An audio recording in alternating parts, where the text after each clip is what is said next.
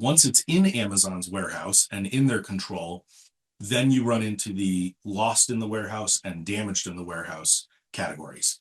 These are probably, collectively, they're the second largest source of loss. And then depending on what type of product you have, how easily it's damaged, you might see, more damages than lost or more lost than damages. But collectively, they're by far the second largest source of lost revenue.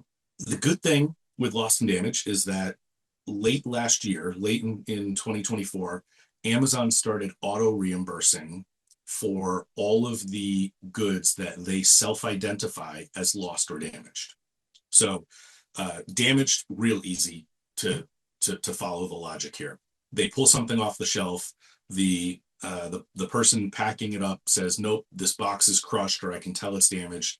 They hit a button on their little console there, and it flags that SKU, that FN SKU, as 1 unit damaged. They throw it in a damage bin. It updates your inventory ledger as 1 unit damaged. Amazon will find that in the ledger and say, "Okay, let's give you back money for that 1 damaged unit." This has been a great, change to the program for sellers, because Amazon is automating that process. They recognize the damage, or they recognize the units lost, and they immediately, or within a day usually, will generate the reimbursement for you. They're not perfect though. So don't think that you can just rely on Amazon to be 100%, accurate and honest and truthful in what's damaged and what's lost. Since, I guess it's been about a year since this new policy has come into effect, we have found that Amazon is still missing about 10% of the lost or damaged units. So they're auto reimbursing you 90%. That's great, but 10% is still, being lost, or not, I should say, not reimbursed. So that's where you have to, kind of audit them on it. And the Inventory Defect Portal has made it a lot easier, because they give you that great transparency to see what units they have self-identified as lost or damaged. 90% of them, or maybe even more, that show up in that portal will get reimbursed by Amazon.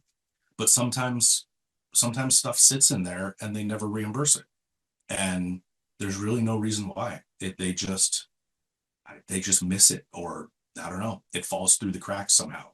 And that's for the stuff that they've self-identified. We still find other units that they've lost, or typically lost, that they've lost and they don't put into the Inventory Defect Portal. So you wouldn't even know about it unless you're reconciling, the inventory ledger with your sales reports, and that's where you really need a system like ours to run all those reports and do all the reconciliation, because it would be time consuming to do that manually.